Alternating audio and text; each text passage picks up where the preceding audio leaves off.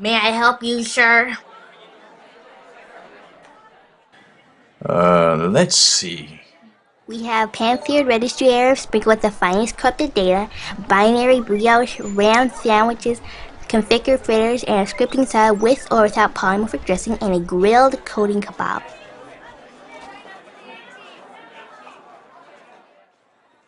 I'd like a ram sandwich. And a glass of your finest Code 39. Would you like any dessert, sir? Our special is tracking cookies. I'd like a batch of some zombie tracking cookies, thank you. Coming right up, sir. Your food will be served shortly.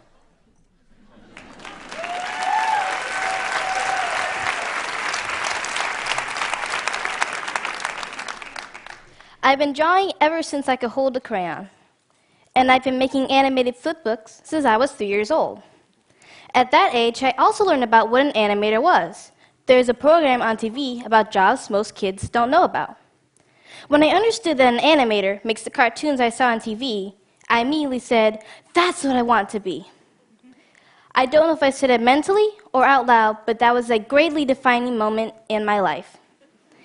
Animation and art has always been my first love. It was my love for technology that sparked the idea for malicious dishes. There was a virus on my computer, and I was trying to get rid of it. And all of a sudden, I just thought, what if viruses have their own little world inside the computer? Maybe a restaurant where they meet up and do virusy things. And thus, Malicious Dishes was born. At 4 years old, my dad showed me how to take apart a computer and put it back together again. That started my love for technology. I built my first website myself in HTML, and I'm learning JavaScript and Python. I'm also working on an animated series called The Pollinators. It's about bees and other pollinators in our environment and why they're so important.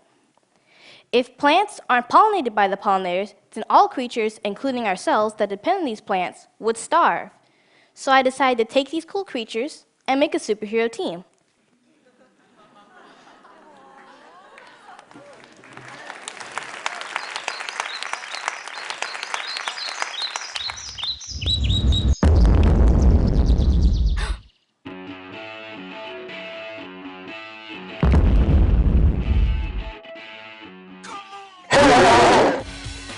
DeForosaurus! I should have known! I need to call on the rest of the pollinators!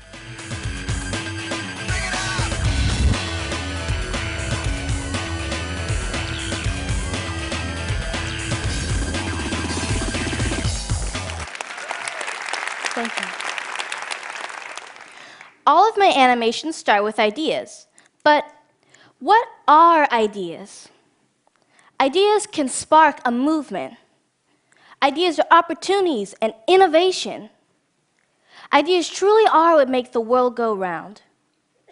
If it wasn't for ideas, we wouldn't be where we are now with technology, medicine, art, culture, and how we even live our lives. At 8 years old, I took my ideas and started my own business called Maya's Ideas and my nonprofit, Maya's Ideas for the Planet. And I make eco-friendly clothing and accessories. I'm 13 now, and although I started my business in 2008, my artistic journey started way before then. I was greatly influenced by art, and I wanted to incorporate it in everything I did, even my business. I would find different fabrics around the house and say, this could be a scarf or a hat, and I had all these ideas for designs. I noticed when I wore my creations, people would stop me and say, wow, that's really cute, where can I get one? And I thought, I can start my own business. Now, I didn't have any business plans until only 8 years old. I only knew I wanted to make pretty creations that were safe for the environment, and I wanted to give back. My mom taught me how to sew, and on my back porch, I would sit and make little headbands out of ribbon. And I'd write down the names and the prices of each item. I started making more items like hats, scarves, and bags.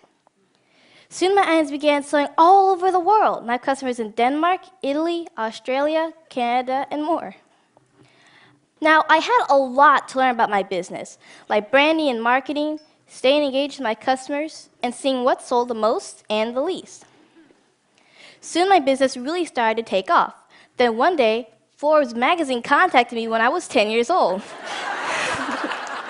They wanted to feature me and my company in their article. Now, a lot of people ask me, why is your business eco-friendly? I've had a passion for protecting the environment and its creatures since I was little. My parents taught me at an early age about giving back and being a good steward to the environment. I read about how the dyes in some clothing or the process of even making the items was harmful to the people and the planet. So I started doing my own research, and I discovered that even after a dye has been completed, there is a wastage that gives a negative impact on the environment. For example, the grinding of materials or dumping of dried powder materials.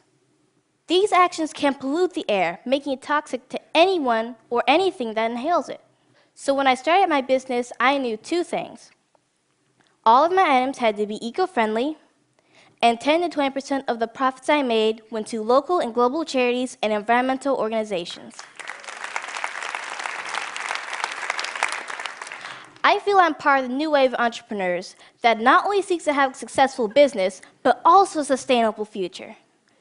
I feel that I can meet the needs of my customers without compromising the ability of future generations to live in a greener tomorrow. We live in a big, diverse, and beautiful world, and that makes me even more passionate to save it. But it's never enough to gear through your heads about the things that are happening in our world. It takes you to gear through your hearts. Because when you gear through your heart, that is when movements are sparked. That is when opportunities and innovation are created. And that is when ideas come to life. Thank you, and peace, and blessings.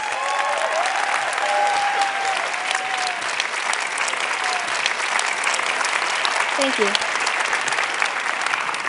So you heard Maya talk about the amazing parents who are behind this incredible woman. Where are they? Please, Mr. and Mrs. Pan, would you say, oh.